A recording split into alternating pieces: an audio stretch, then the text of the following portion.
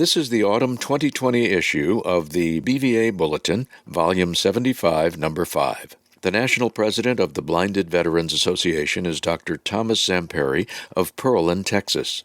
Joseph McNeil of Columbus, Georgia, serves as national vice president. The national secretary is Daniel Wallace of Martinez, Georgia, and the national treasurer is Elizabeth Holmes of Midland, Georgia. Serving as district directors from districts 1 through 6 are the following: Dennis O'Connell of Long Beach, New York, representing District 1.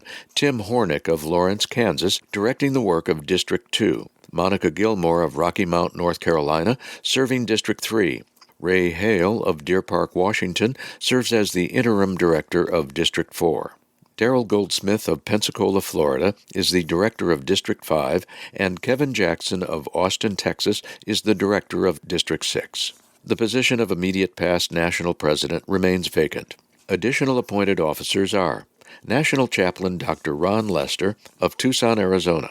Canon Horn of Edmond, Oklahoma, is the National Sergeant-at-Arms. Garrett Bolks of Tulsa, Oklahoma, and Jeff Mittman of Indianapolis, Indiana, represent BVA on the Trusted Advisory Council. Blinded Veterans Association auxiliary officers are the following: President Sandy Krasdenemski of Allen Park, Michigan, Vice President Edna Kirksey Dixon of Bay Minette, Alabama, Secretary Sherry Harris Bates of Tulsa, Oklahoma, and Treasurer Benjamin Holmes from Midland, Georgia. Patricia Hale of Deer Park, Washington, serves as the auxiliary reporter and is the author of the Auxiliaries View column for this issue. Bva staff members serving the association's membership nationwide consist of Executive Director Donald D. Overton, Jr., and National Service Director for Benefits and Policy James R. Vail, and Administrative Director Bridget Jones. The membership coordinator is Maria Ingeneri, while the development coordinator is Andrea Malmer. Erin Mcconnell serves as the Government Relations Specialist. The Director of Public Relations is Stuart Nelson, with Kylie Fitzgerald as the Public Relations Specialist. The editor of this issue of the Bulletin is Stuart Nelson, with Kylie Fitzgerald as the associate editor. BVA's full-time National Veterans Service officers are L'Oreal Hamilton and Charles Reynolds. The BVA National Headquarters is located at 1101 King Street, Suite 300, Alexandria, Virginia, 22314. Each full-time headquarters staff member can be reached by dialing 202-371-8880 or toll-free 1-800-669-7079, and by then following prompts that connect the caller to the correct department and employee. Email communication will be forwarded to the appropriate recipient when sent through BVA's general mail address, bva@bva.org. The BVA Bulletin is published quarterly by and for all blinded veterans. There is no charge to receive the print version of the publication, which is available upon request of the national headquarters to any interested individual or organization. Request for multiple copies will be honored as well. An audio compact disc version is mailed to members upon specific request. The audio version, a PDF replica of the print version, and narrated word version are all accessible via the BVA website. Contents of this issue of the Bulletin include the following entries: President's Page by Dr. Tom Zamperi, Legislative Update by Erin Mcconnell, Executive Director's Message to Members by Donald D. Overton, Jr., Operation Pure Support, Monica Gilmore, Champion of Women Veterans by Stuart Nelson, Tribute to a Dad and Fellow Blinded Veteran by Clyde Jackson, You Are Limitless by Michael A. Murphy, Around BVA, Auxiliaries View by Patricia Hale, Veteran Service Program Update by James R. Vail, Chaplin's Corner by Dr. Ron Lester, Caregiver Corner by Diana Hull, Of Note, Letters to the Editor, In Remembrance, and a final thought to conclude the reading. The cover of the autumn 2020 issue of the BVA Bulletin is a stunning graphic that portrays a series of dark silhouettes against an orange sky at dusk. The setting sun is bright against cumulus clouds throughout the sky. Beneath the sky are the silhouettes, some of which are either climbing a steep hill or, in the case of two younger children, looking up at the top of the hill from the bottom. The hill and everything below the hill are seen in total black. At the top of the hill is a man helping a younger person up the hill, while two other individuals, one in a wheelchair and the other stabilizing the wheelchair from behind, are situated at the top. The youngest child at the bottom and the older gentleman in the wheelchair are each holding small desktop flags that can only be discerned by the outline. Two lines at the top of the poster read, Veterans Day, November 11, 2020. Below the silhouettes is white lettering that says, Honoring All Who Served. At the bottom of the page, still printed on the black background, are the logos of the Department of Veterans Affairs and the Veterans Day National Committee, as well as the website URL www.va.gov. The cover's photo caption, located on the next page at the bottom of the list of contents, reads as follows. The Veterans Day National Committee selected the 2020 poster designed by Casey Brown, a Marine Corps veteran from Salt Lake City, Utah, who served in the infantry and was deployed to Iraq. His design was chosen from more than 100 entries submitted to the annual contest. In a year truly like no other, this issue of the Bulletin describes BVA's participation on the National Committee as the Veterans Day host organization. A detailed interpretation of the 2020 poster is part of the Of Note section. President's Page by Dr. Thomas Zamperry. The usual thumbnail, head and shoulder length, black and white photo of Tom Zamperry, smiling broadly, accompanies his President's Page. In this photo, he is wearing a golf shirt imprinted with the BVA logo. The background provides a light contrast. There is no accompanying caption. The text of the President's Page reads, I hope that this issue of the Bulletin finds all of you and your families safe and well from COVID-19 as we transition into the winter. I strongly encourage everyone to continue wearing masks, washing your hands, and observing social distancing while also limiting exposures of any kind. As is the case with the membership in many veterans service organizations, we are a high-risk population. We all miss not being able to meet with our fellow BVA members and gather at the usual regional group or visual impairment service team, VIST, support meetings. Most of us likely feel this void even more poignantly during the holiday season. The BVA Board of Directors encourages the regional groups to hold bi-monthly teleconferences whenever possible to remain engaged with our fellow veterans. We also encourage you to reach out to your local VIST coordinator or blind rehabilitation outpatient specialist, BROS, since many have established teleconference support groups with local veterans. A few of the VA Blind Rehabilitation Centers, BRCs, were reopening on a limited basis in September, but the recent spike in COVID-19 cases will result in very limited admissions, if any at all, during the winter and spring months. I do not believe that VIST coordinators will be able to hold meetings in the medical centers or clinics for at least another 6 months. We must therefore have the mindset of more teleconference meetings. Many of the BRCs have developed continuing education support classes that welcome all veterans, regardless of where they live or if they would ever attend a certain BRC in person.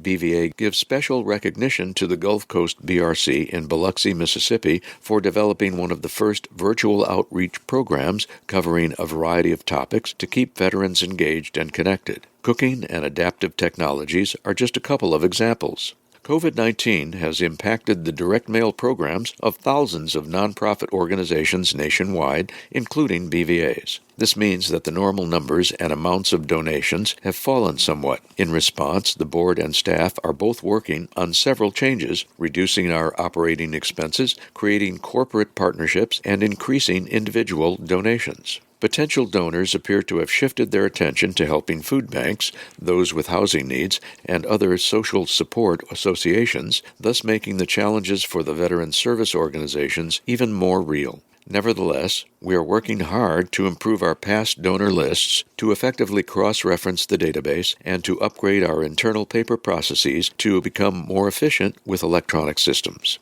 I have tasked our membership and regional group committees to propose updates and various articles of the bylaws. We must devise new provisions that allow for business meetings and voting to be done by teleconference in the future, especially in the event another future convention is ever postponed. Our other committees are holding frequent teleconferences with key staff regarding a variety of these changes that include our membership and regional group structures.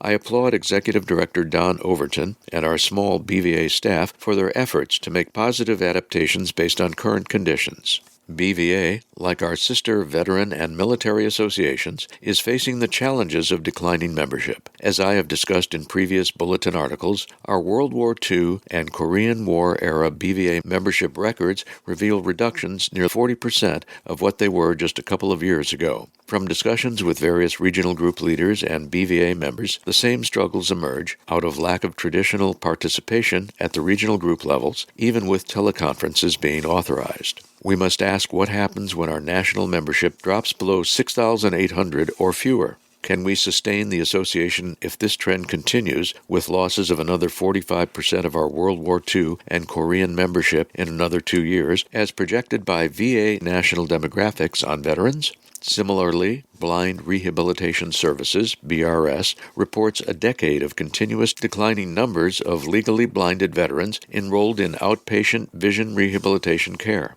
VA Central Office is now including, and in the past 2 months increasing, the number of low-vision veterans receiving care through VA optometry service. We congratulate our government relations team for successful advocacy that resulted in the passage of 3 critical pieces of legislation this year. The last one came within the past month during the lame duck session. Erin Mcconnell explains that specific bill in more detail in this issue's legislative update. We are now working on planning our February or March testimony that recognize that there is a significant chance it will be a virtual testimony this year. For the first time ever, veteran service organizations will very likely not appear in person at a joint House and Senate committee hearing. Due to these changes, please check the BVA website frequently for weekly updates. Do not depend on the quarterly bulletins for information. Our Communications Committee and webmaster, Cheryl Gajadar, wish to assist regional groups in improving their communications. Accordingly, they are now working to develop a regional group section on the national site. This will eventually allow all regional groups to update their information more quickly and cost-effectively as national headquarters provides that support. We also plan more links to other resources and additional documents for our membership.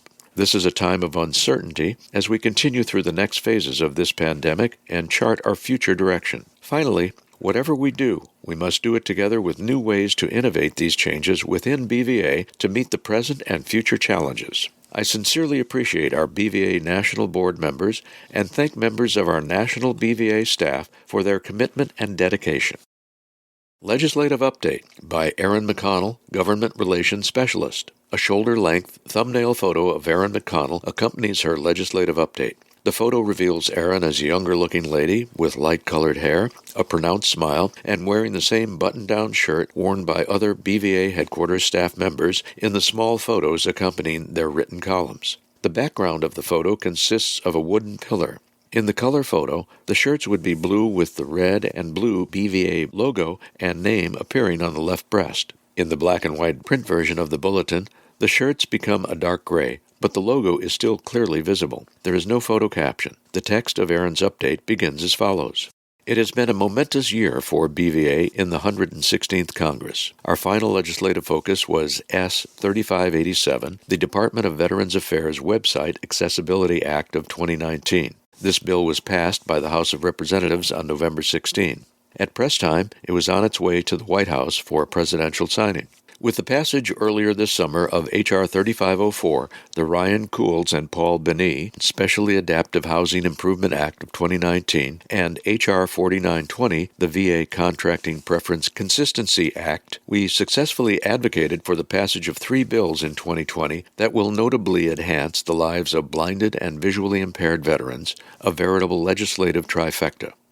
S. 3587 ensures that VA websites are compliant with Section 508 of the Rehabilitation Act of 1973. It requires that VA report to Congress within 180 days on the accessibility of their websites, web-based applications, files, and kiosks located at VA medical facilities. Once this study is completed, VA will have 90 days to bring a list of the inaccessible websites to Congress and develop a plan to bring those sites into compliance with Section 508 standards. The VA Secretary will be required to report any barriers to compliance that the Department is experiencing, including barriers related to vacant employment positions. The bipartisan effort to pass this legislation will undoubtedly improve the experiences of blinded and visually impaired veterans with VA and its web pages. With VA's push for electronic check-ins and online patient portals, it is vital that these issues be addressed now, especially with implementation of the new Electronic Health Records Modernization System.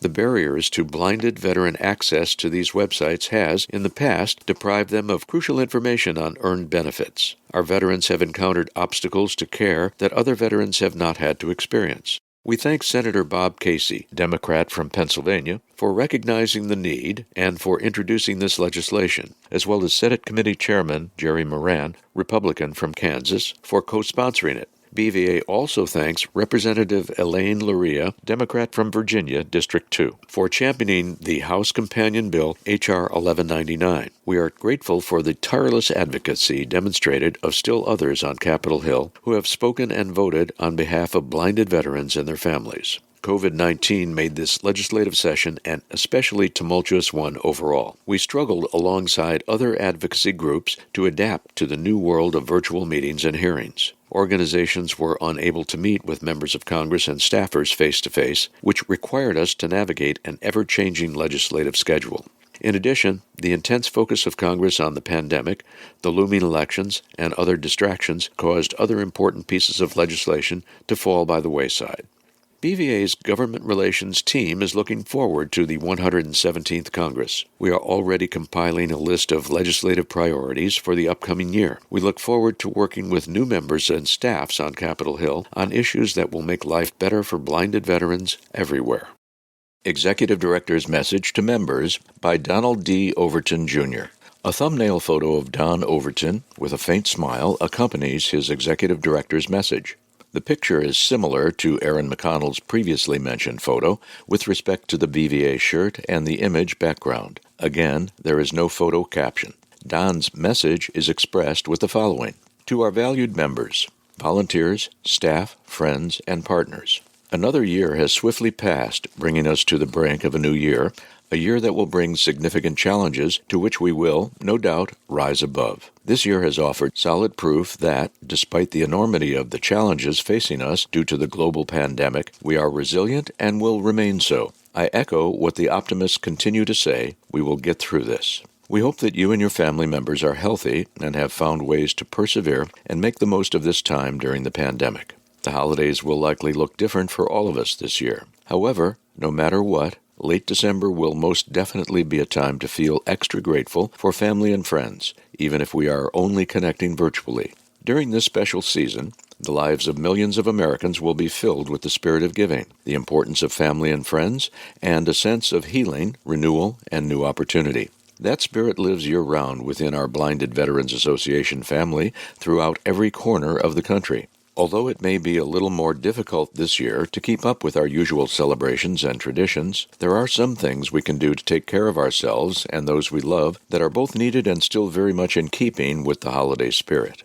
Such activities may include additional physical and emotional rest, reflecting on our priorities and what really matters to us, learning some new skill, or sampling a food dish or two totally new to the family.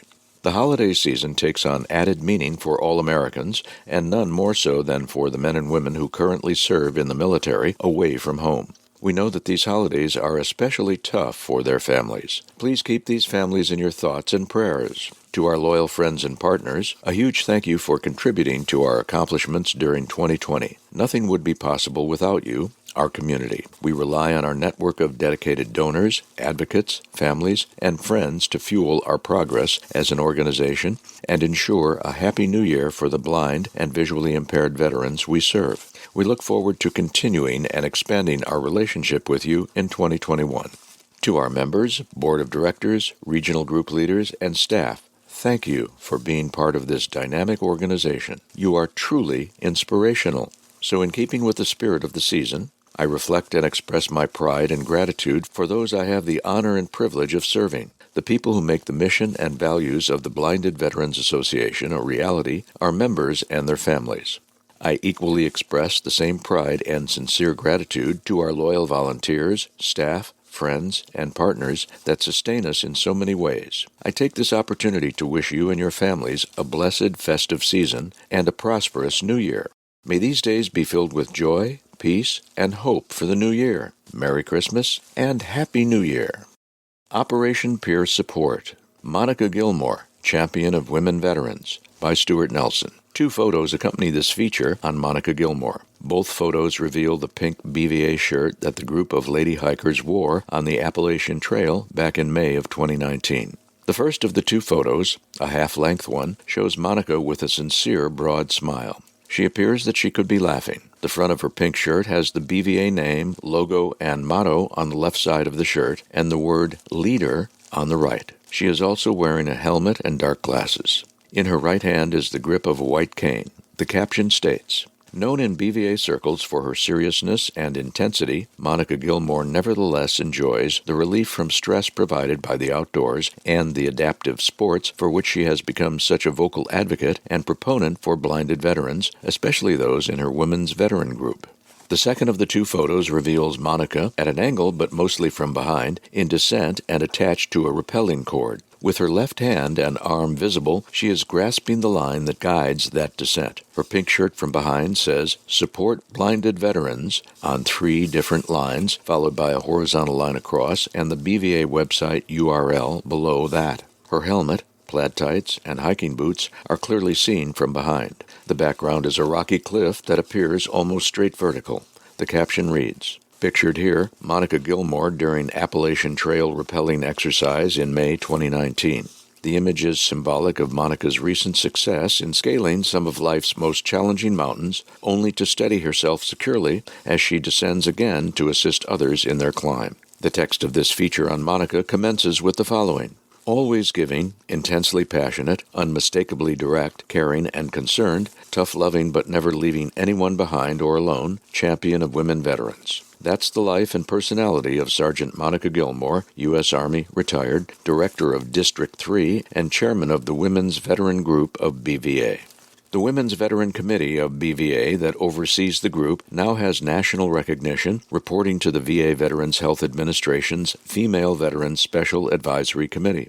Monica's life is a unique life, one that consists of the sharing of her knowledge and her means. She generously gives of her time and talents to fill in the gap when something that is needed is not there. She also shares what she knows as she creates ways to lift morale and make life better for the hundreds of blinded and visually impaired veterans she represents, and who have sacrificed so much. She also listens and she understands.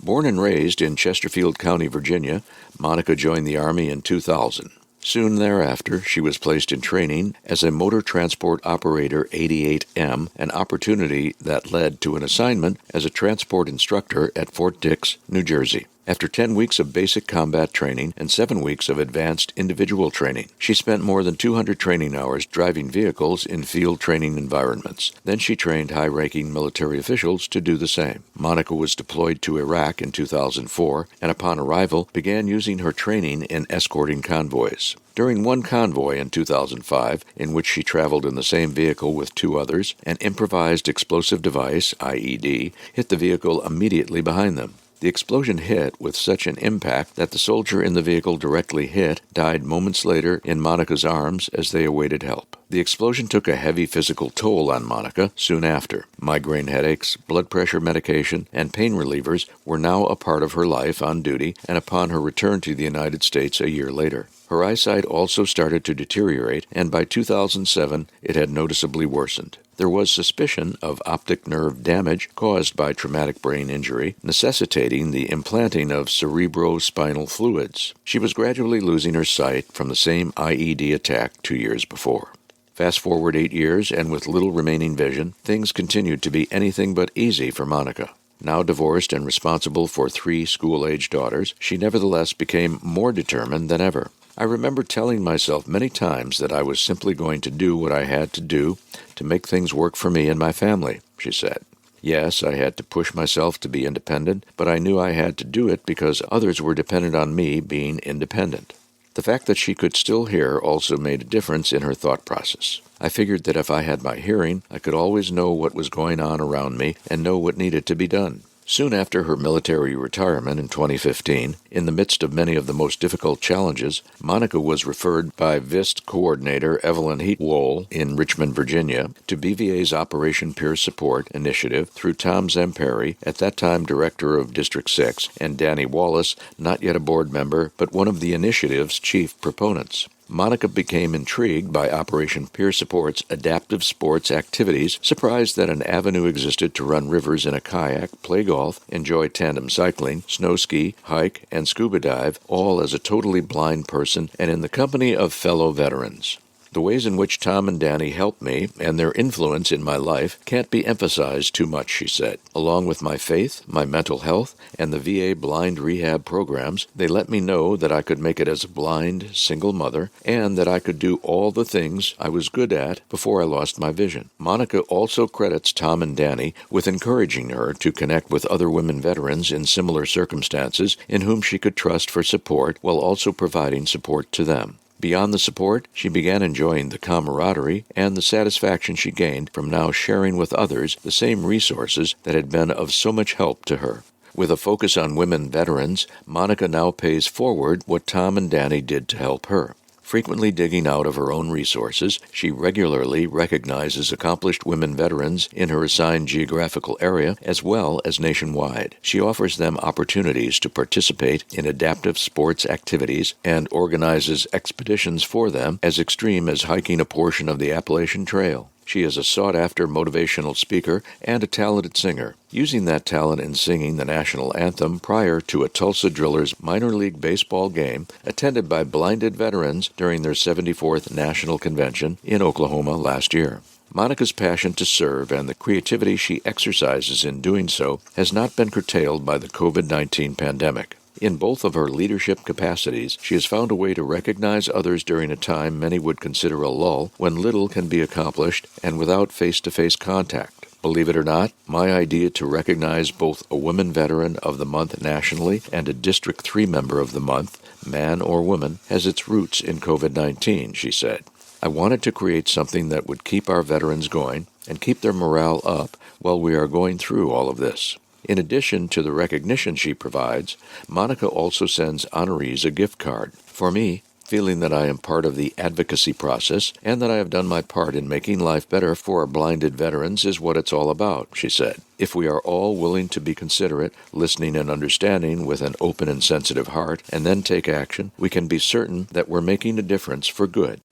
Tribute to a Dad and Fellow Blinded Veteran by Clyde Jackson. A photo of an older-looking gentleman standing outside what appears to be the front door of a home accompanies this feature. His look is an entirely serious one with eyes directed straight ahead. To his left, the black letters 1, 0, and then 3 have been mounted on a white-painted support column and moving vertically downward, indicating a house number. Attired in dark slacks and a lighter-colored shirt, the gentleman is holding a dark support cane in his right hand. His black cap is embroidered with the lettering World War II Veteran in yellow. Faint shadows from the sun on an adjacent bush are also part of the photo. The caption states, World War II blinded veteran James Wilson Jackson and father of longtime BVA member Clyde Jackson. The two constitute the only known father-son duo throughout the organization.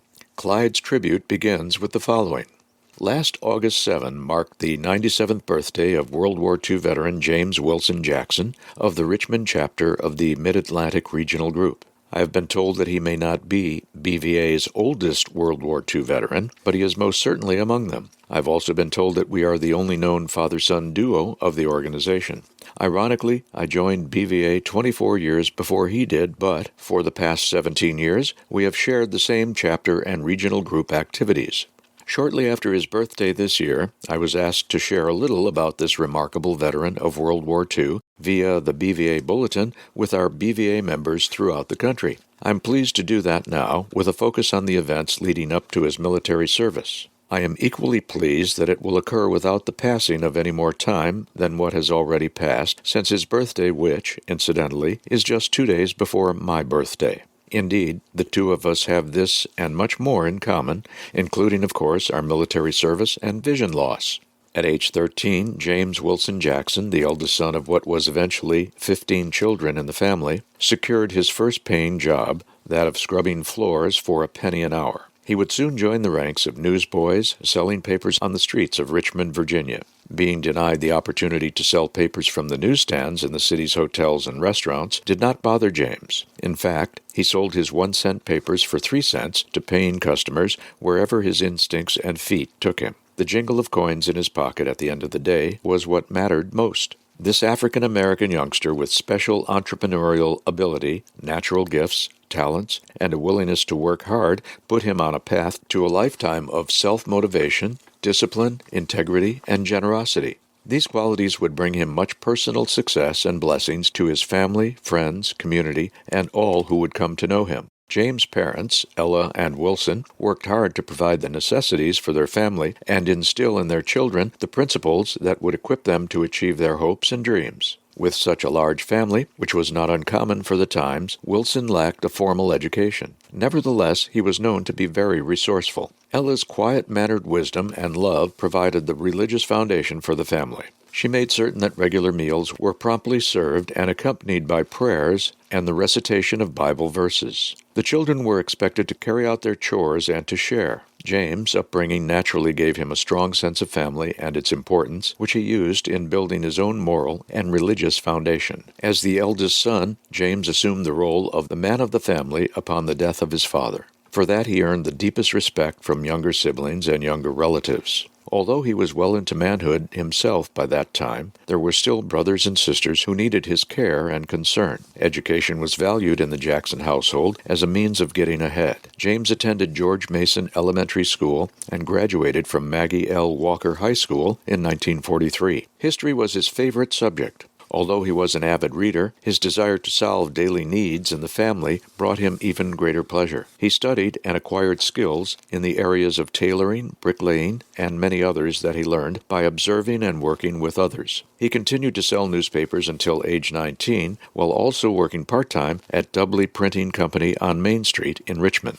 In 1943, during the closing years of World War II, and at age 19, James was drafted for military service in the U.S. Army. He went through basic training at Fort Meade, Maryland, and was then stationed for 8 months at Fort Dix, New Jersey. His overseas tour of duty was spent first in England, then France, and ending in Germany in 1945. Being away from home and facing the uncertainties and challenges of the European theater of World War II was anything but easy, but he knew how to make the best of trying circumstances. An honorable discharge certificate for James is dated January 4, 1946. It was issued by the Separation Center at Fort Meade. On April 21, he married Doris Laverne Turner. In subsequent years, he found employment at Crookshank Iron Company as he sought to provide for his young family. Staying there for 2 years would end with the beginning of what he called a life-changing decision to seek employment at the McGuire Hospital in January 1948. Faithfully, he worked as an orderly for 19 years and as a technician for 12 years. After 31 years, he retired at age 56 and never looked back. In 2003, James joined me as a member of BVA after gradually losing a considerable amount of his vision due to glaucoma. He has been an active member ever since. Ironically, until the time he joined, he was driving me regularly to and from my assignment at the BVA volunteer office in the McGuire VA Medical Center. He obviously knew from me many things about the organization before he ever became a member himself. When the time arrived for him to join, he was happy to do so. For now, James continues to bring both good humor and joy not only to his chapter and regional group, but also to his family and all who know him.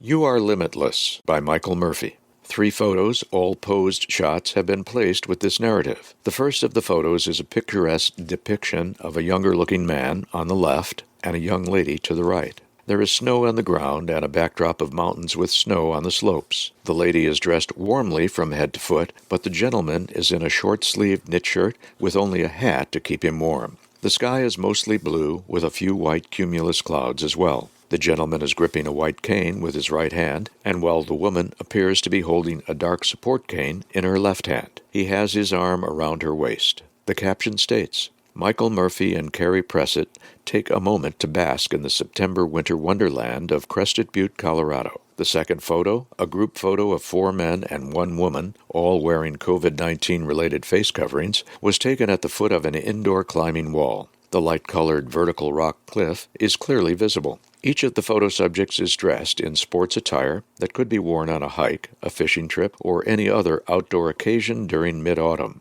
Members of the group are standing side by side. The woman is at the far right. The man next to her has his arm around her shoulders. The caption reads, "Left to right at climbing wall, Zach Tidwell, Brian O'Connell, Lonnie Bedwell, Michael Murphy, and Carrie Pressett." The third photo has a group of 5 standing together once again, this time 3 slightly in front of the other 2. The 2 gentlemen in back are wearing jackets, while the lady and one of the men are surviving with long-sleeved cotton shirts. The last man is relying on a short-sleeved shirt to keep warm. The group is standing outside on a sunny day. They appear to be at high altitude since there are mountains in the background that appear more as mounds than high peaks. The caption describes the photo as follows: left to right, Carrie Pressett, Mike Sullivan, Brian O'Connell, Zach Tidwell, and Lonnie Bedwell. The content of the article begins with this: "My name is Staff Sergeant Michael A. Murphy, and I started losing my vision in December of 2018 when I suffered from a traumatic brain injury, TBI, that triggered a genetic disorder in my optic nerves. I was miserable, depressed, and hopeless, to say the least. I thought my life was over, and I was in denial of being a blind man. Before too long, however, I was introduced to adaptive sports and other resources to help me adapt and live a normal life. These events started to change my life in a way I never imagined.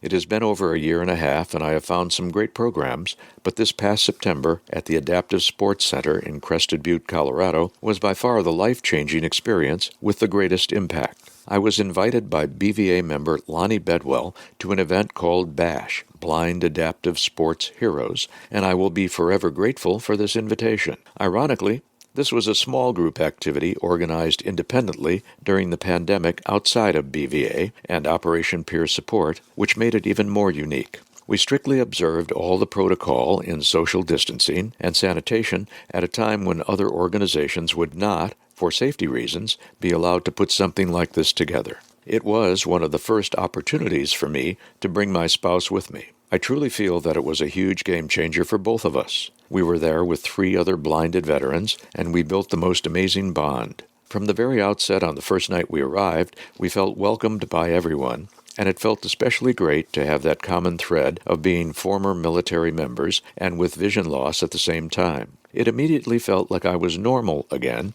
and there was no judgment. One of the most invaluable aspects of the trip was the conversations we had each night after the amazing daily activities. Sharing our experiences, adversities, and the ways which we had overcome them was a phenomenal opportunity. It felt like a true brotherhood, sisterhood again. Among the 5 of us, we had a member of each branch of service present. Making it even more significant is the fact that it was the week of September 11. Amazingly, we had planned on engaging almost exclusively in summer sports. After all, it was still summer, even in Colorado. Nevertheless, Mother Nature had other ideas, and it suddenly felt like winter, both from a temperature standpoint as well as what fell from the sky. This little adversity, however, did not deter the staff at all, and they went high gear into action. They were a truly outstanding group of people who had an amazing passion for the adaptive community and adjusted to all our needs throughout the week. We ended up doing multiple water sports, including a short hike to an awesome-sounding waterfall the first few days before the snow fell. Yes, it really did snow on us during a summer program in early September. The next couple of days, we were challenged with a state-of-the-art indoor rock wall that felt as real as it gets. The wall got the best of me the first day, but after Lonnie figured out the most challenging section, it was a true motivator for all of us to accomplish our personal goals. We also did multiple bonding activities and ended up being able to cover much of the hiking terrain in the area. Each staff member and guide that went with us worked extremely well one-on-one with us and had an outstanding knowledge of the area. The final day, we conquered a gnarly hike climb totaling just over 5 miles. Throughout the hike, we stopped at certain milestones, remembering all the sacrifices that have been made by all our brothers and sisters in arms and all the amazing feats we accomplished throughout the week. It was truly remarkable. The program event revealed its value as the best adaptive organization with which I have come into contact. I encourage all veterans to try out these or similar activities. Feeling that one is limited because of a disability is a terrible myth with which I have struggled. People and places such as what I have described here have changed my life. Do not let yourself sit back while the world moves on. Get out there and crush your goals. You are limitless. Around BVA, regional group VSOs unite to present flags. A photo accompanies this first Around BVA entry. It reveals 8 people standing together, all with masks and in front of a full-length window to the outside or to a courtyard. A bright sunshine is seen outside the window. 3 of the 8 persons standing are dressed in formal business attire, and the remainder are all in casual clothing. Moving left to right to the 5th and 6th persons in the group, 2 white canes are present. The 3rd and 4th individuals, dressed in business attire, are together holding up a Braille flag, while a gentleman to their left is holding up a plaque. The other individual in business attire is the 8th and final person to the right. The caption reads, "Left to right, Vietnam Veterans of America, VVA, Louisiana State Commander David Devine, local VVA and Combat Vets of Louisiana, 6-6 member, Michael Rooks, Alexandria VA Healthcare System Director Peter Dancy, Community Living Center Nurse Manager Natalie Swafford, Regional Group Vice President William Gordy, Regional Group Secretary Gary Schulerman, local VVA member Ronnie Mayu, and Bros Laurel Miller." The content of this bulletin entry reads as follows. The Louisiana-Mississippi Regional Group joined with members of other VSOs of Central Louisiana on October 21 to donate a bronze Braille U.S. flag and an accompanying plaque to both the Alexandria, Louisiana VA Medical Center and the Veterans Community Living Center. Present in support of the event were Vietnam Veterans of America, Chapter 1131, Combat Vets of Louisiana, Chapter 6-6, American Legion Post 3, Veterans of Foreign Wars, Post 1736, Disabled American Veterans, AMVETS Post 7, and the Central Louisiana Veterans, a representation of all the VSOs in the local area in support of the Alexandria VA Medical Center. Peter Dancy, Director of the Alexandria VA Healthcare System, and Natalie Swafford, Nurse Supervisor of the Community Living Center, gladly accepted the flags and plaques. The donated flag is a 12 by 13-inch bronze relief flag with raised stars and stripes and the Pledge of Allegiance printed in Braille on the stripes. The accompanying plaque honors the World War II veterans who formed the Blinded Veterans Association on March 28, 1945. The cross-section of American heroes who organized BVA and participated in its early beginnings shaped the history, philosophy, knowledge, and skills of blinded veterans through education and rehabilitation so that they could take their rightful place in the community and create a world built upon equality. Our hope is to help BVA get a Braille flag in every VA facility so that every veteran, despite their disability, can still enjoy and be proud of the flag that they served under, said Gary Schulerman, Louisiana-Mississippi Regional Group Secretary. Director Dancy thanked the organizations for the donation on behalf of the more than 1,200 employees of the Alexandria Healthcare System. Regional Group Vice President William Gordy offered thanks from the regional group to the other VSOs for their support in making the donations possible, while Gary's remarks praised VA for its world-class programs to train and rehabilitate veterans who have lost some or all of their sight due to combat or other causes. Alexandria Blind Rehabilitation Outpatient Specialist Laurel Miller, in turn, thanked BVA for the donation on behalf of BRS and then explained how the 6 dots of a Braille cell work with a combination of dots representing each letter of the alphabet. She related that Braille has been called the 6-point star because it shines in the night for many persons who are blind. Thank you to all our shining stars, our blinded veterans, and thank you for your shining service to the American people, she said.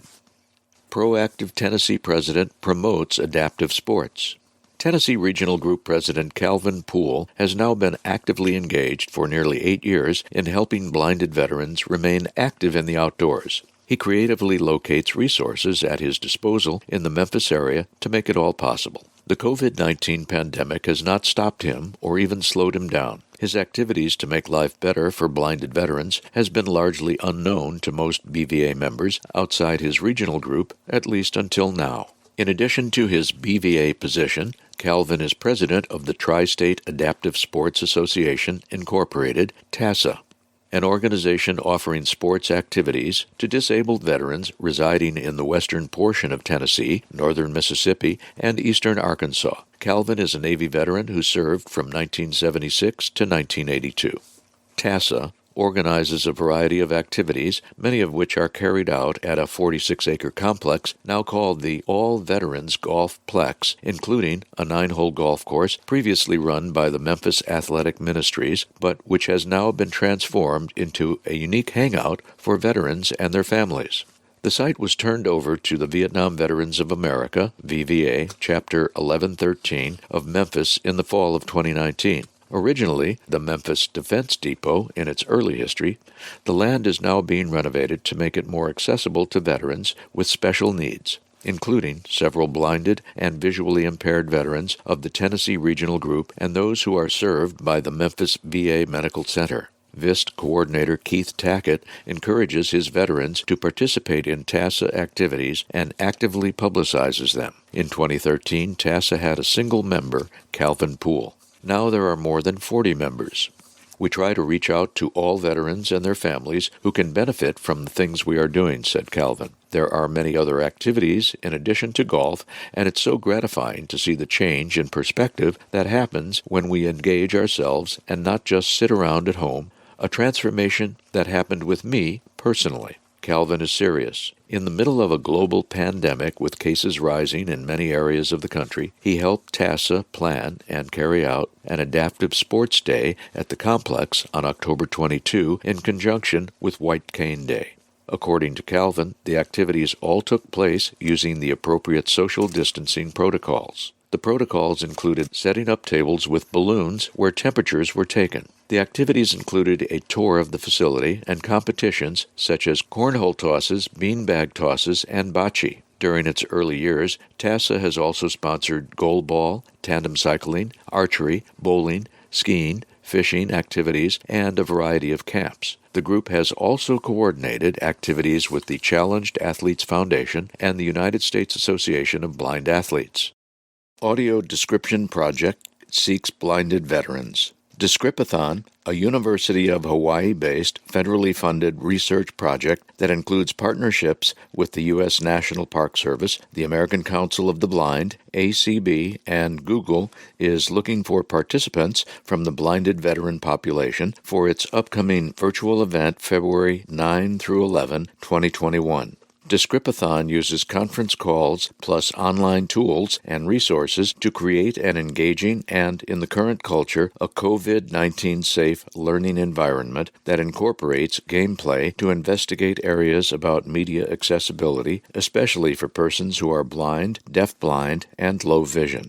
According to Brett Oppegaard, Ph.D., principal investigator of the Unidescription Project and associate professor in the School of Communications at the University of Hawaii at Manoa, the upcoming 3-day event will focus on producing audio descriptions for the blind from already printed brochures that the public uses at 12 National Park Service sites and 2 Fish and Wildlife Service sites in the Midwestern United States, 1 Canadian park site, and the Helen Keller Center in New York.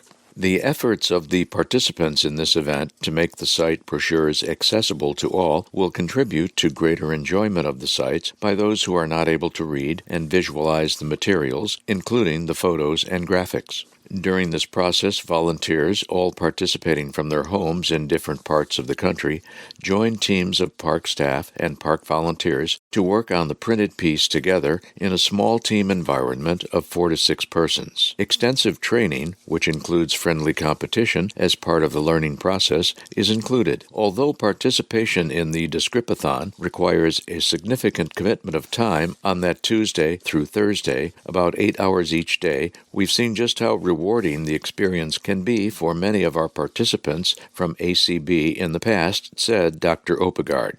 The brochures for which audio description is produced has visual information about a site's orientation, cultural importance, and things to do there. The Descripathon groups work on remediating those visual media, such as photos and maps, into audio forms that can be heard on free mobile apps and National Park Service websites.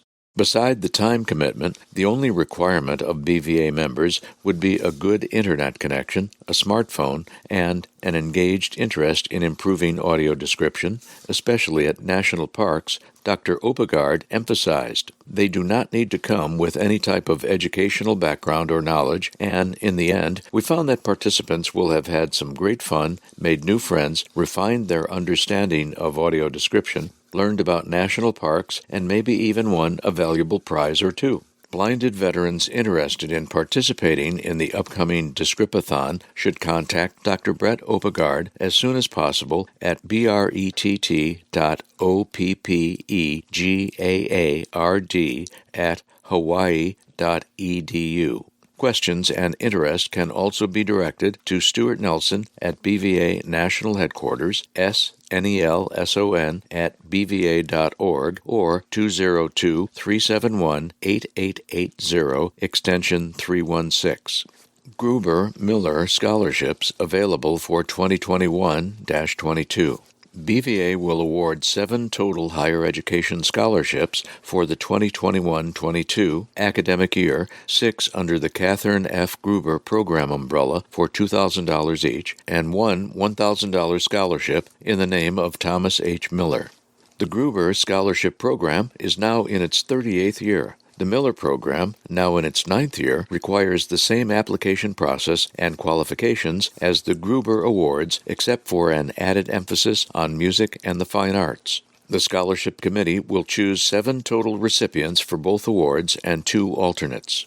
Dependent children, grandchildren, and spouses of blinded veterans and those of active duty blinded service members of the U.S. Armed Forces are eligible for the scholarships. The veteran must be legally blind, and the blindness may be either service-connected or non-service-connected. The spouse or parent who qualifies as the blinded veteran does not have to be a BVA member. Additionally, to be eligible for one of the scholarships, an applicant must have been accepted for admission or already be enrolled as a full-time student in an accredited institution of higher education or business, secretarial, or vocational training school. The scholarships are intended to defray a student's educational expenses, including tuition, books, and other academic fees. Scholarship payments will be made by BVA directly to the educational institution. Scholarships will be awarded on a most highly qualified basis utilizing the following criteria: answers to questions in the application form, transcripts of high school and/or college records, 3 letters of reference, a 300-word essay on the applicant's lifetime educational career goals and aspirations, and past awards and achievements. Each scholarship is awarded for 1 year only, and the number of scholarships recipients may receive under each program is limited to 4. Applications for the scholarships may be obtained from bva.org or by request via email to bjones@bva.org or by calling 202-371-8880. To qualify for the 2021-22 academic year, applicants must send completed applications and supporting materials so that they arrive at BVA National Headquarters by Friday, April 16, 2021. Due to time constraints related to processing the applications for the Scholarship Committee's review, applications arriving after the deadline will not be accepted. Incomplete applications will not be submitted to the Scholarship Committee. It is the responsibility of the applicant to ensure a complete application. For more information, please contact Administrative Director Bridget Jones at 202-371-8880, extension 330. Feldman Funds assist students. The Blinded Veterans Association Auxiliary, BVAA, will award 2 $2,000 and 1 $1,000 Renee Feldman scholarships for the 2021-22 academic year. The annual scholarships are open to the spouses or children of blinded veterans, and membership in BVA is not required. To be eligible for a Feldman Scholarship, the applicant must have been accepted at the school of one's choice. The institution in question may be a vocational school, community college, or university. The fees in all cases are paid directly to the school and are intended to defray the cost of tuition, books, and general fees. The application process for the scholarships includes supplying information about previous academic achievement, a statement of present goals and plans, a 300-word essay, and letters of reference. Completed application packets must be received no later than January 31, 2021. For details and to request an application, visit www.nbva.org/educational-for-veterans.html or contact Scholarship Chairperson Lottie Davis at 703-521-3745 or lottie.pete@verizon.net. Joanne King describes challenges, joys in book. Joanne King, wife of longtime BVA member Terry King, has published an account of their challenging but rewarding life together as a blind couple pursuing educational, career, and family goals.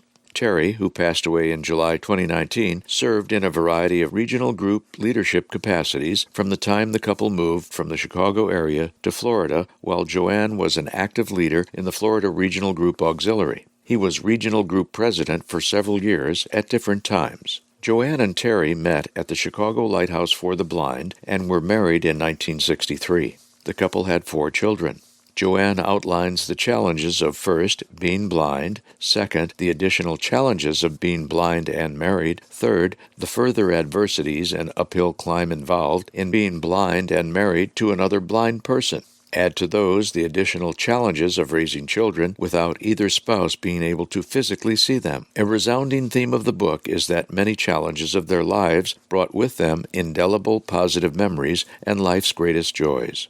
"You can do anything you want as long as you have the will to do it," she declares. One of the activities Joanne and Terry most wanted to pursue, with a will to do so, was boating. The book highlights the challenges involved in going after that goal and their subsequent adventures on the water. The book is available in print and digital format on Amazon at https://amzn.to/3JCS uppercase D 9 lowercase m.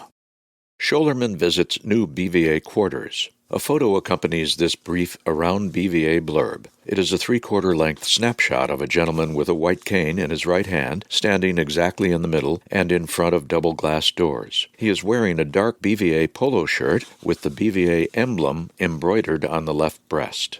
His left hand is holding a face covering that he has just removed for the photo. The door on the left displays a shoulder-level graphic of the BVA emblem. The door on the right displays the VBA logo equivalent in terms of size and diversity of color. The caption states, Louisiana-Mississippi Regional Group Secretary Gary Scholerman, outside BVA's Alexandria National Headquarters, 3rd floor, main entrance. The account of the event reads, in October 2019, BVA National Headquarters moved 3 blocks from its previous location on the 3rd floor of the Fleet Reserve Association building in Alexandria, Virginia, to newly renovated space on the 3rd floor of a modern 7-story condominium complex. Since the move, only a small handful of BVA members beyond those on the board of directors have visited the new digs. On October 7th, Gary Scholerman and his wife, Morel, stopped by for a quick tour during a trip to the Washington, D.C. area on personal business. The couple also treated the public relations team to lunch at a local favorite, Asian Bistro, located on historic King Street, 3 blocks from the office. USA Today spotlights BVA members. A USA Today Veterans Day Special Edition, published annually the first week in November, included a feature story in this year's issue on blinded veterans and their current challenges and opportunities in adjusting to life with vision loss. The article, composed by freelance writer Matt Alderton, touches on issues such as recovery, rehabilitation and training, education and career planning, relationships, legislation technology, and guide dogs. BVA Executive Director Donald Overton, former BVA National President David Szymowski, San Diego Regional Group, and BVA member John Todd, Michigan Regional Group, were all interviewed and quoted in the article. For more information about the article or to obtain a copy, please contact Stuart Nelson at BVA National Headquarters at 202-389-5500. 371-8880, extension 316. Save dates for 2021 St. Louis Gathering. A photo taken at dusk of a 19-story building accompanies this brief entry. The camera is aimed directly at one corner of the building. In some small foreground space are roads surrounding the building. In the background are other tall downtown buildings. Street lamps, as well as decorative lights around the bottom portion of the building, have been turned on. Marquees containing the name and company logo on two different sides of the building slightly below the roof reveal that the building is a Marriott hotel. The caption reads, "Right-angle view of Marriott St. Louis Grand Hotel, site of the 2021 BVA National Convention. Photo courtesy of Expedia.com." The full text of the blurb reads, "Notwithstanding having to cancel a national convention for the first time in 75 years due to COVID-19, plans are still in place to gather at the Marriott St. Louis Grand in downtown St. Louis, Missouri, in late summer 2021. Official dates for the BVA member attendees are August 16 through 20. Room rates, meeting schedules, exhibit hall information, and other highlights will be shared in the next two issues of the bulletin. Information of immediate importance will be sent via email to regional group officers and uploaded to bva.org. Auxiliaries View by Patricia Hale. Patty Hale's Auxiliaries View is accompanied in this issue by the previously seen half-length front view photo of Patty. She is dressed in formal business attire and has a small name badge. There is no photo caption. Patty's column commences with the following: "The path to advocacy. Reality is that we all live in a world that is dominated by the sighted. By sheer numbers, the majority of all programs, instructional activities, and entertainment opportunities for the blind are built around and run by the sighted. Even leaders of groups for the blind are frequently sighted. As you have learned, each blinded veteran's blindness is uniquely different from that of another, but many of their experiences are similar or shared. As blind persons become members of the community of the blind, their thinking is naturally adjusted from that of a sighted person. However, the manner in which the adjustment occurs is normally quite different for the 80 to 90% whose blindness is age-related. Blindness was not in their retirement plan, from those who became blind in their prime at a younger age. One of the greatest differences from one perspective is the need for independence, to contribute to their families, and to make something of themselves. I would call that need self-advocacy. Independence means skills experienced and accomplished, a measure of pride, and a can-do attitude. With that kind of positive accomplishment and attitude, one forms a valid and positive opinion to be used to self-advocate. These experiences tend to grow and expand, leading to the blind individual sharing and having more opportunities to self-advocate. This is the first step in advocacy. Achieving self-advocacy frequently leads to further learning from other resources and sharing with other blinded veterans who possess similar interests and experiences. Now, you have a group with commonalities that bond and can advocate for the entire group. As the group expands, so does the learning. Someone has a question, others in the group investigate their various resources, share, and advocate. Then, someone from outside the group asks a question or tries to counter an action. In response, there is a ready-made opportunity to express an educated opinion, to first advocate for oneself and the group, and secondly, to educate the newcomers. Here's an example of that process. Someone returning to guide dog school for a new dog after several years in harness knows to allow others the benefit and opportunity to learn as much as they can from trainers. If a question is asked that the trainers then refer to a returning student, that student has the opportunity and the obligation to answer the question as truthfully and factually as education and experience dictate. This allows for educating others and advocating for guide dogs and the group. Others must be respectful of the answer given in good faith, just as the original question was asked respectfully with the expectation that the answer given would be honest and factual. In harness, experience is not opinionated because the answer is different from what the trainer expects. The education, experiences, and fact-based opinions that the blinded veteran shares in the pathway to advocacy, which first includes self-advocacy, and then group advocacy prior to cause advocacy, are not without their bumps and bruises. Nevertheless, they are very beneficial both to those who have gained the experience and those who follow and learn from it. Recommended reading: Carroll, Thomas J., Blindness, What it is, what it does, how to live with it. Ferguson, Ronald J. The Blind Need Not Apply. A History of Overcoming Prejudice in the Orientation and Mobility Profession, Critical Concerns of Blindness. Veterans Service Program Update by James R. Vale. A thumbnail shoulder-length photo of Jim Vale in a serious pose accompanies his Veterans Service Program update. Jim is clothed in the standard previously described long-sleeved dress shirt, highlighted by the design of the BVA logo in the front of the shirt just below the left shoulder. There is no photo caption. The content of Jim's update begins with the following. Whom do you call when you are admitted to a non-VA hospital for emergency care? About 2 years ago, I found myself with a medical emergency and needed to go to the emergency room right away. The nurse on the VA hotline told me to call 911. When I arrived at the ER, I was quickly triaged, hooked up to an EKG, and had tubes stuck in my arms. While waiting to see the ER doctor, I was greeted by a representative from the private hospital's billing department and her credit card machine. She wanted me to make a $500 payment. This reminded me of a scene from the famous 1971 movie, The Hospital.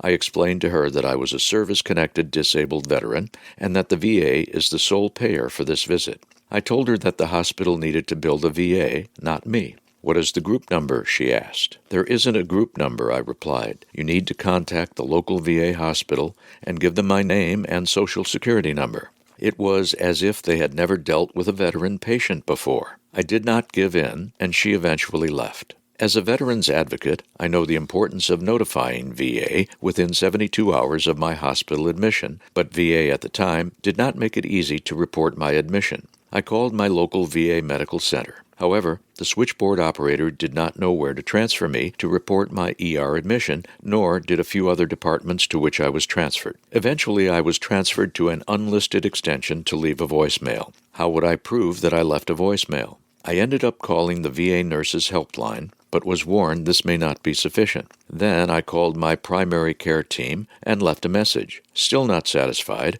I went to va.gov and submitted an Inquiry Routing and Information System, IRIS inquiry, https://iris.custhelp.va.gov/app/ask, so that I would have an electronic paper trail. Ironically, I later received a response to contact my local VA to report the admission. I called my local VA hospital back and spoke to an administrative official in the VA ER. Again, how do I prove this? Clearly, there needs to be a better way for veterans to report an emergency hospital admission at non-VA facilities. I am pleased to report that effective June 8, 2020, VA now has a toll-free number and an email address we can use to report emergency care. Write this down or have it otherwise available. If you are a veteran with a medical emergency and need to report to VA your ER admission at a non-VA facility, you can call 844-72-HRVHA, 844-724-7842, or send an email to vhaemergencynotification@va.gov. I recommend that you call and send the email. I do appreciate the support from all those at VA who ended up helping me make the reporting process easier, but this is not the end of the story. The clerk who originally checked me in at the private hospital's ER front desk also told me that the hospital did not accept VA. I asked her, "Do you accept Medicare and Medicaid?" She replied, "Yes, of course." I politely said, "Then, per federal law, you also accept VA." Her facial expression was a warning to me for what was coming next. After I was discharged, I promptly called the hospital's billing department and asked them to bill the VA as the sole payer, as I am a service-connected disabled veteran and, per Title 38, VA is the sole payer. To my dismay, the hospital instead billed my private health insurance as the primary payer and billed the VA as the payer. Since these claims were not billed correctly, VA denied them multiple times. After each denial, the hospital billing department representative refused to call VA and told me that I needed to take care of this. I was stuck between the provider and the local VA fee basis office, and nothing was getting done. After about 9 months, I was put into collections for the unpaid copays and out-of-pocket expenses. It felt like no one was listening. On top of all that, my private health insurance billing information was shared with the ambulance company, the ER physician's billing office, and the billing department for every doctor and specialist I had seen. All of them ended up billing my PHI and sending me a bill.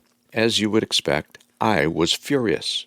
If you find yourself in a situation similar to mine, try first to take some deep breaths. Then call the VA Office of Community Care, OCC, National Call Center at 877-881-7618. The OCC representative called my providers on my behalf, got me out of collections, and helped me break through a lot of red tape. Most important, that office provided the way for payment of all my related medical bills. For more information about OCC, visit https://www.va.gov communitycare/about_us/contacts.asp. My advice is to use these resources and not give up. Feel free to contact the BVA Veteran Service Program if you need help. Chaplin's Corner by Ron Lester. A thumbnail head and shoulders smiling photo of Dr. Lester is located at the beginning of his Chaplin's Corner. The lapel of a gray, plaited sport coat is visible above a colored dress shirt. There is no caption with the photo. Dr. Lester's column reads, "What is anticipation? Anticipation is like a woman when she is expecting a baby. She is anticipating that baby any time. I think anticipation is what I'm feeling these days, that something is about to happen after all the time we have been limited from going out and doing the things we were used to doing, like going to church or attending a sports event. We are told to stay indoors. We are also told that if we do go out, we must wear a mask and stay 6 feet apart. Also, the voice of authority says, don't touch your face and wash your hands. I don't know about you, but I'm anticipating the day when I can go to church without a mask. I am anticipating a return to better days. Back when I was in the Air Force, August 1964 through August 1968, we were getting ready for Vietnam. I was on the C team. We had sent the A and B teams in October and November. We were told C was going in December and that we needed to get ready to leave. Because of what they told us, we kept anticipating leaving in December. We waited, anticipating leaving any day, but nothing that month. We thought we would go any day after the first of the year, and guess what? We waited and waited some more. Several times we were called out to wait for the airplane because it was supposed to come, but, guess again, nothing. I am sure you've heard the old saying, hurry up and wait. And that was what we did. Finally, on January 21, '66, they called us out to the tarmac, and the C-141 was just setting down.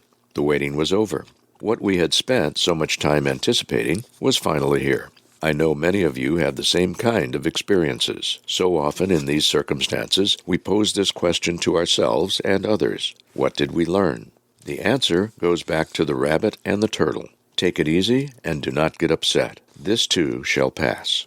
Yes, veterans and military people are a tough breed of people. We have seen tough times, but we have found that tough times never last. We are the ones others look to during these tough times. You are the rock that others want to be like. You encourage others because you have been through the mill of hard knocks. So, keep on believing. Together, let us keep on believing that we can make it through these tough times and wait in anticipation of better days. Caregiver Corner, The Realm of Resiliency by Diana Hull. Caregivers know what it is like to face adversity, the ability to bend without breaking, to hold steady when a gale force of stressors threatens stability, to remain curious through confusion, and energized by uncertainty, skills needed by every caregiver and found in those with the highest resiliency. Resiliency is a skill that caregivers can cultivate by finding effective ways of dealing with stressors, the unexpected, unpredictable, and uncomfortable challenges life brings to everybody at one time or another. Some people seem to cope better than others when difficulty strikes. The resilient are the ones who bounce back early and move on quickly. Optimistic, zestful, and energetic, research has shown how resilient people gain strength and energy from challenging experiences. These are the people who find positive meaning from adversity. In its narrowest definition, resiliency can be viewed as the successful adaptation to change with the ability to completely function through stressful experiences. For those who are the most resilient, research recognizes that successful adaptation to change is the broad outcome of one very specific quality. Is this quality the luck of a particular personality, or is there a technique for protecting ourselves from the psychological and health risks of stress? Research shows that resilient people are not immune to the effects of stress. They do experience reactions such as anxiety and fear. But compared to those with low resiliency, the degree of reactivity is less and the presence of positive emotion is greater in people with the highest resiliency. Rather than resisting or bolting, resilient people face fear, lean into the unknown, and traverse discord, transforming the energy of arousal, fight or flight, into strong psychological resources that promote adaptation. The one particular trait common among the most resilient has therefore been identified. Resilient people harness the capacity to utilize the powerful force of positive thinking. Positive emotion has the effect of broadening thinking and increases coping skills. A positive outlook heightens the ability to find value, purpose, and meaning in challenging events, thus enhancing states of well-being. Caregivers who maintain positive thoughts in the face of struggle help the mind seek positive solutions to difficult problems. Psychological research has shown that people are not gifted with resiliency. Resiliency is a learned skill that is developed and strengthened with practice. A sense of humor helps, but relaxation and meditation techniques have been shown to improve positive thinking and can proactively build resiliency reserves. Meditation and relaxation offer effective techniques to train the mind to settle into the positive.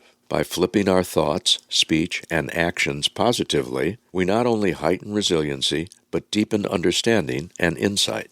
To proactively prepare for the next challenging circumstance that is certain to come, begin a practice that encompasses regular deep relaxation or meditation techniques. And the next time adversity strikes, take the following steps towards resiliency.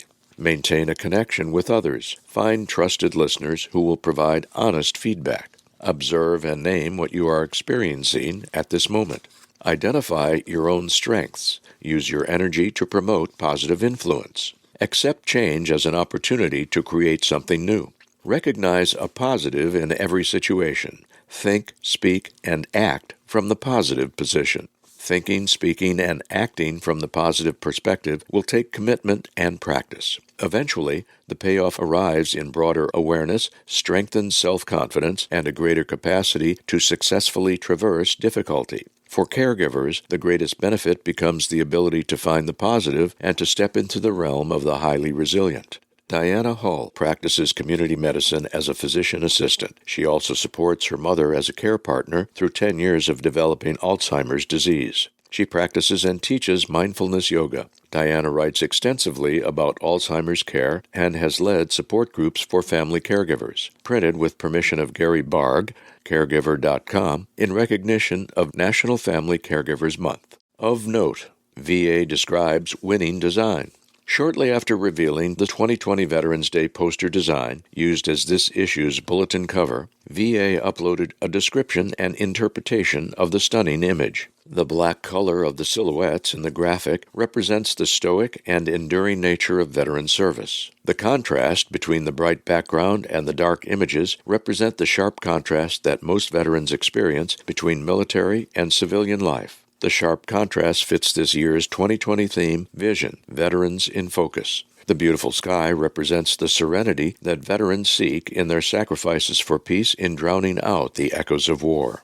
The cliff, veterans and children represent the legacy of veterans. The children represent future veterans. Those struggling on the hill represent incoming and current veterans. Those at the top of the hill represent the older generation looking after the others. Some veterans on the hill are turning back to assist others. This represents the mindset of veterans always looking back to help other generations, leaving a legacy better than they found it. Visitors to a VA medical center find that veterans are always welcoming and helping in a variety of ways, an example of the looking back. The mountains represent experience. The climbers appear to climb for the better view atop the mountain. BVA National Headquarters has a limited supply of posters that can be shared with association members. Please contact Stuart Nelson, snelson@bva.org, or 202-371-8880, extension 316, if you would like a poster sent to you. Inspirational Sky Blossom debuts on Veterans Day. An energizing documentary film about caregivers made by caregivers tells the story of teen and 20-something care heroes who often step forward for disabled or chronically ill military family members. Sky Blossom, Diaries of the Next Greatest Generation, premiered on November 11th in honor of Veterans Day and National Family Caregivers Month. The Passion Project, directed by award-winning MSNBC anchor Richard Louis, included Emmy-nominated filmmaker Jean Tien and Emmy-nominated actor David Hyde Pierce. Sky Blossom salutes the frontline heroes who care for loved ones at home, particularly during an unexpected year 2020. It is an uplifting window into the lives of 24.5 million children and millennials who do things often seen only in hospitals and who quietly double as cheerleaders, kids with part-time jobs, high school athletes, or stellar students. This film shares a journey with 5 extraordinary families from different parts of the country whose bravery, self-sacrifice, devotion, and love are an inspiration, said Louis. Our hope is that the film honors and empowers the millions of family caregivers across our nation whose numbers are rapidly growing in the pandemic. The film's title, said Tien, is from World War II, when troops would look up at the sky and say, "Here come the sky blossoms," to describe the paratroopers rushing to their aid. The film reveals a new generation answering that same call to help in only a slightly different way. AARP, Alzheimer's Association, EMD Serono, Senior Link, and the Wallace H. Coulter Foundation sponsored the production in cooperation with the Elizabeth Dole Foundation. To learn more about the film and how it can be viewed, visit www.skyblossom.org. Plans in place at VA for vaccine distribution. VA announced on November 17th that the department would be ready to distribute an authorized COVID-19 vaccine as soon as it arrives. The plan will be a phased approach with the Centers for Disease Control and Prevention and other federal partners based on scientific and historical evidence, lessons learned from past pandemic vaccine plans, and input from scientific experts both within and outside VA. In October, staff at VA medical facilities conducted important planning exercises in preparation for the vaccine, said Secretary Wilkie. These exercises help us address vaccine distribution, allocation, safety monitoring, and supply tracking.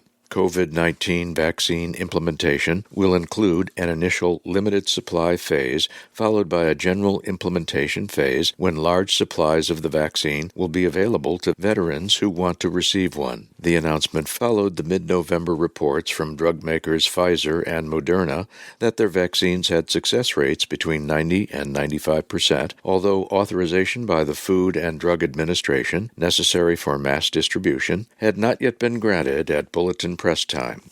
Women at VA recognized for notable achievements. VA recently honored 13 women employees for guiding, mentoring, and driving their industry through impactful leadership. The recipients of the 2020 G2 Exchange Leading for Impact Women in Leadership Award were announced October 26. Secretary Wilkie referred to the honorees as a force in effectively communicating and implementing VA's mission while at the helm in their positions. He said that they were integral to the successes in all facets of the many programs and operations benefiting the health and well-being of America's veterans. VA supports women and women veterans serving at all levels of the department, he stated. Women employees and their leadership at VA are positively impacting the care and services veterans receive each day in such areas as benefits, customer experience, health, innovation, technology, and small business. VA touts favorable report highlighting IT innovation. VA's Office of Information and Technology, OIT, has released its Multimedia 2020 Year in Review, Driving Digital Transformation at VA. The report highlights VA's innovative information technology initiatives that the agency believes has dramatically improved veterans' access to the benefits and services they have earned. It asserts that major investments in digital and IT transformation of VA's chief data systems and service delivery platforms provided a solid foundation for OIT's quick pivot to COVID-19 mobilization, including the shifting of more than 415,000 staff and contractor personnel to telework and expanding telehealth access at VA medical centers nationwide. By ensuring that VA employees have the tools and technology they need to do their jobs, no matter where they are or what situation they are in, our nation's veterans continue to have access to the care they need and deserve, said Secretary Wilkie. The 2020 Year in Review offers real-time examples to veterans and taxpayers of the important benefits of federal modernization efforts, highlighting the results and the achievements we've made as an organization so far in 2020. Wayfinding researcher seeks assistance. Second-year information design doctoral student Yuan of the University of Leeds, United Kingdom, is seeking volunteer participants from visually impaired individuals with a personal computer or smartphone who could complete a brief questionnaire prior to the end of 2020. Yuan contacted BVA in mid-November to request the assistance. Specifically, Yuan and the university's School of Design is gathering opinions regarding the needs of those with sight loss on the effectiveness of English language wayfinding signage design in an academic setting. The research intends to enhance the inclusivity and accessibility of wayfinding signages in the university environment for visually impaired users. All participants with any type of sight loss condition are eligible to take part in this research, he said. Ideally, we are looking for sight loss individuals with enough residual vision to be able to read wayfinding signages. Yuan has reached out to the Royal National Institute of Blind People, RNIB, United Kingdom, and the Canadian National Institute for the Blind, CNIB, for assistance, but still needs some additional responses to conclude his findings. I would truly appreciate it if some blinded veterans could help, he said. It will be my pleasure to acknowledge your support in my future thesis and publication. For more information or to participate, please visit https://leads.online-surveys.ac.uk/academic-setting-wayfinding-inclusivity-survey 202-3, or contact Yuan directly at sd17yy@leeds.ac.uk. IRS offers accessible information and resources. As tax season approaches, the Alternative Media Center, AMC, of the Internal Revenue Service, IRS, provides a variety of resources and accessibility services to taxpayers with disabilities. Tax-related content is available in several formats for use with assistive technology such as screen reading software, refreshable braille displays, and voice recognition software. Hundreds of tax forms and publications can be viewed or downloaded in alternative formats, including text-only, braille-ready files, browser-friendly HTML, accessible PDF, and large print PDF.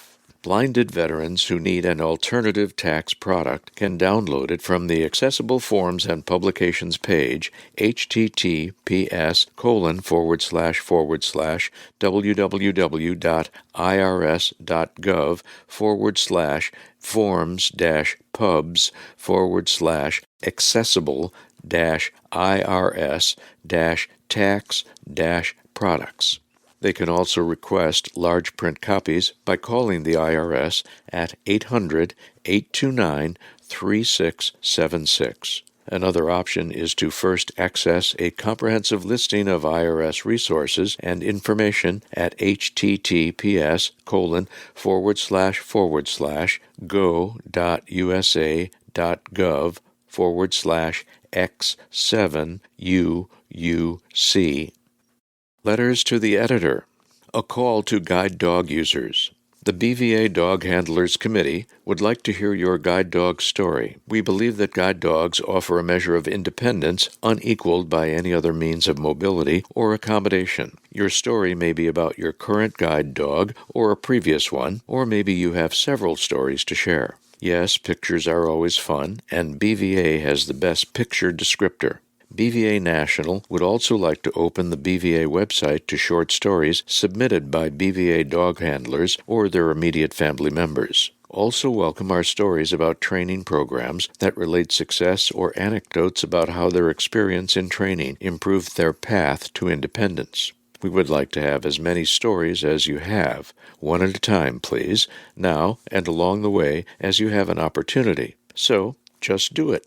We hope to share your stories with others who are considering training with a guide or service dog.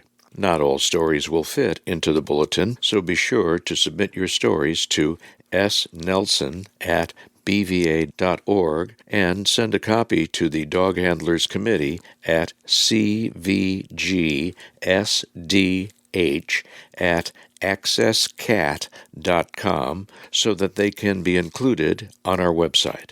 Ray Hale, Deer Park, Washington, Interim Director of District 4. In Remembrance, a photo from Arlington National Cemetery accompanies this issue's In Remembrance section. It reveals two raincoat-attired gentlemen turned toward one another, but not entirely face-to-face. They are a few feet from each other. Behind each and several feet away are spouses who, for the most part, are blocked out of the photo by their husbands. The man on the left is wearing a service cap that says Executive Director, while the other gentleman has this year's Veterans Day National Committee pin fastened to his raincoat lapel. Although the two men appear to be interacting, the face coverings they are wearing make it impossible to confirm that assumption.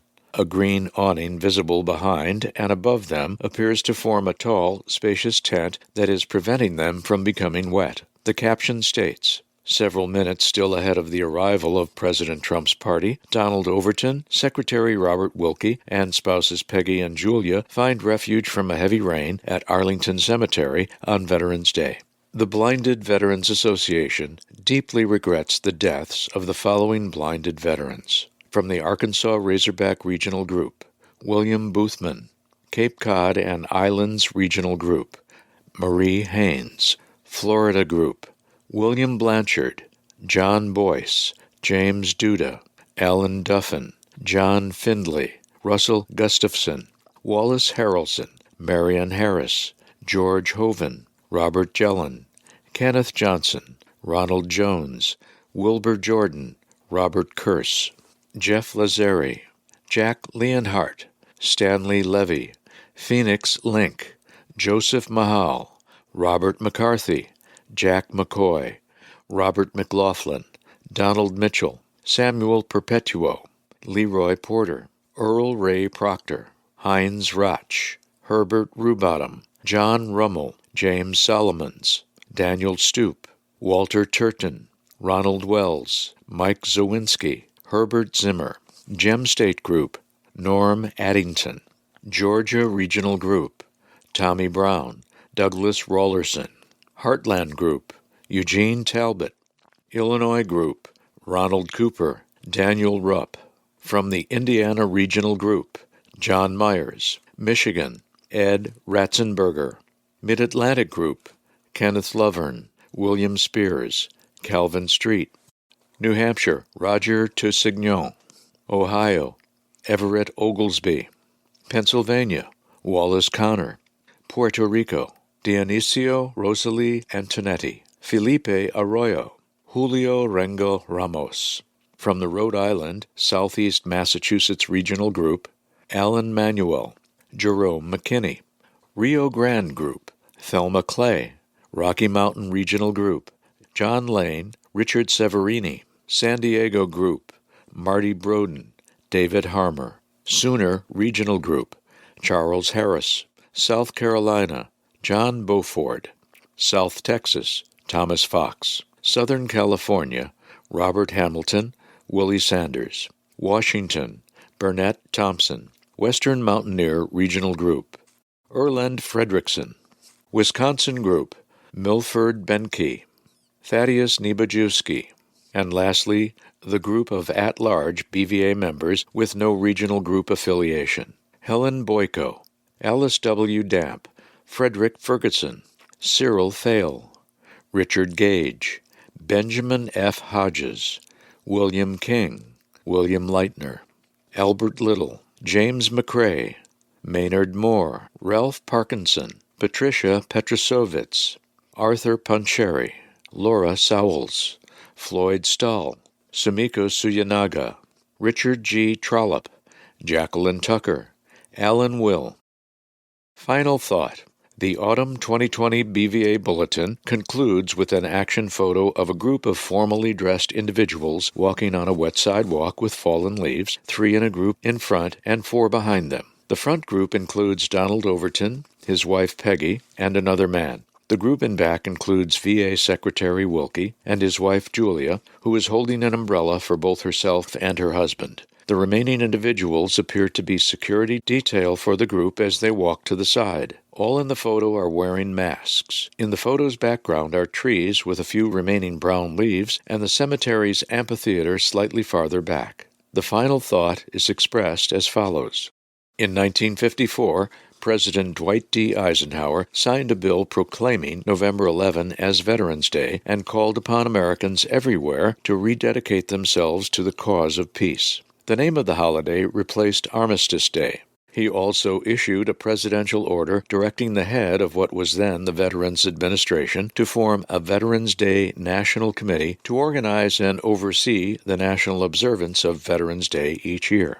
Representing BVA as the National Committee's host organization for 2020, Donald Overton and his wife, Peggy, pictured here in front, braved the late autumn moisture to officially welcome both VA Secretary Wilkie and, later, President Donald Trump to the ceremonial presidential wreath-laying at the tomb of the unknown soldier. And this brings to a conclusion the reading of the Autumn 2020 BVA Bulletin.